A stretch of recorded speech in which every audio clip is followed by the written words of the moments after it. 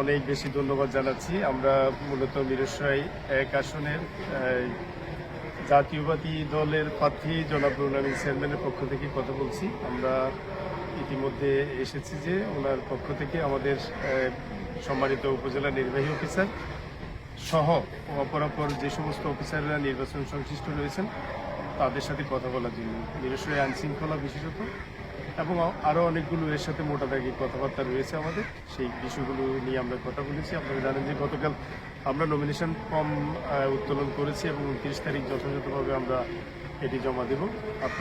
আপনাদের কাছে এটিও সংবাদ আছে যে আগামী 25 তারিখ আমাদের ভারপ্রাপ্ত চেয়ারম্যান মহোদয় বাংলাদেশে দীর্ঘদিন পরে আসছেন, এই জন্য আমরা অনেক তোড়জোড়ের মধ্যে রয়েছি।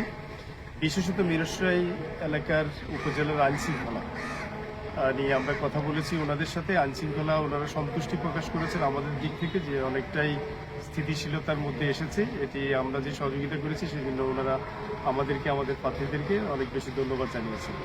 তো আমরাও ধন্যবাদ জানাই। অপরাপর রাজনৈতিক দল যারা রয়েছেন তারাও সহযোগিতা করেছেন, সবাই সহযোগিতা করেছেন। সাংবাদিক বন্ধুরা আপনারাও এটি যাদের কাছে পৌঁছে দিয়েছেন সেই জন্য আপনাদেরকেও ধন্যবাদ। অপরদিকে সমাজের বিভিন্ন স্তরের যে মানুষজন রয়েছেন তাদেরকেও আমরা ধন্যবাদ জানাচ্ছি। আমরা মূলত আইনশৃঙ্খলাটাই মোটা দাগ ছিল।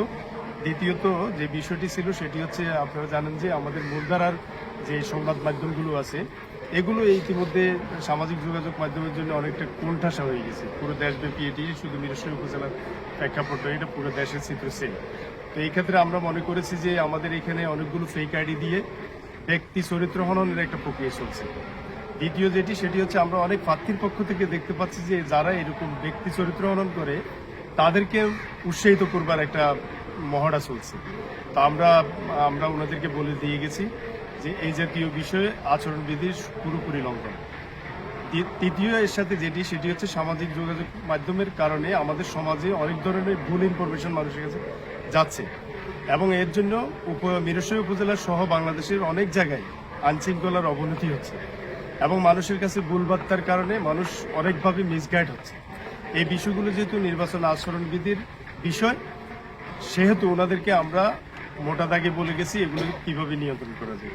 আমরা ওনাদের সাথে কথা বলেছি। আমাদের গত আরেকটি সাক্ষাৎকার ছিল, সেখানেও আমরা বলেছিলাম, আজকেও আমরা বলে গিয়েছি যে মিরসরাই উপজেলায় যে সমস্ত কর্মকর্তারা রয়েছেন তাদের মধ্যে থেকে কিছু কর্মকর্তা বিভিন্ন প্রার্থীর সাথে সংযুক্তি ঘটিয়ে নির্বাচনের যে পরিবেশ সেটিকে বিঘ্নিত করার চেষ্টা করছেন বলে আমাদের কাছে দৃষ্টিগোচর হয়েছে এবং এর জন্য আমাদের কাছে তথ্য উপাত্ত রয়েছে।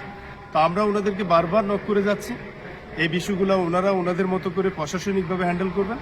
অন্যথায় আমাদের পক্ষ থেকে যেখানে যেখানে অভিযোগ দায়ের করা দরকার, কথা বলা দরকার, আমরা সেই সমস্ত জায়গায় অভিযোগ দেব, কথা বলব। তারপর ছিল আমাদের নাগরিক সেবা। আমাদের মিরসরাই উপজেলার নাগরিকেরা অনেক জায়গায় এসে তাদের সেবা প্রার্থিতার ক্ষেত্রে ওনারা অনেক ধরনের সমস্যার সম্মুখীন হচ্ছে। আমরা বলে গেছি যে উপজেলায় এসে মিরসরাই উপজেলার কোনো মানুষ যেন কোনো সেবা প্রাপ্তির ক্ষেত্রে ওনারা যেন সমস্যার মধ্যে না পড়ে। সর্বশেষ আমাদের যে বিষয়টা ছিল সেটি হচ্ছে, আপনারা জানেন এবং আপনারও সাথে ছিলেন, 5ই আগস্টের পরে বিএনপি সহ অপরাপর দলগুলো এবং সমাজের বিভিন্ন স্টেক হোল্ডার্স, যেমন রাজনীতিবিদ ছিল, সমাজ সংস্কারক ছিল, সামাজিক সংগঠনগুলো ছিল, সাংবাদিকেরা ছিল, মসজিদের ইমাম ছিল, ইসলামী স্কলাররা ছিল, সমাজের নানা স্টেক হোল্ডার ছিল যারা এই উপজেলাকে শান্তি রাখার জন্য অনেকভাবে কাজ করছে। এই ক্ষেত্রে আমাদের বিগত সময়ে আমরা মাসে মাসে আইনশৃঙ্খলা নিয়ে আমরা কথা বলেছি কিভাবে সুন্দর রাখা যায়, কিন্তু দীর্ঘদিন যাবৎ এই আইনশৃঙ্খলা বিষয়ক কোনো সমন্বয় সভা অথবা নাগরিকদের সাথে কথা বলা এগুলো কিন্তু হয়নি। তা আমরা অনুরোধ করে গেছি যে যেহেতু নির্বাচন সামনে, অনেক ধরনের কেওয়াজ তৈরি হতে পারে, ভুলবার্তা যেতে পারে, সেই জন্য সমাজের এই সমস্ত লোকজনকে নিয়ে যদি কথা বলা যায় তাহলে সমাজের যে কোনো অস্থিরতা কমবে। মানুষ যে ভোট দেওয়ার জন্য উন্মুখ হয়ে আছে সেটি আমরা দৃশ্যমান করতে পারবো এবং দেশ একটি গণতান্ত্রিক যে মহাসড়কে উঠেছে, যাত্রা শুরু করেছে ভোটের, সেই জায়গায়ও আমরা একটা সুন্দরভাবে সেই যাত্রা সমাপ্ত করতে পারবো।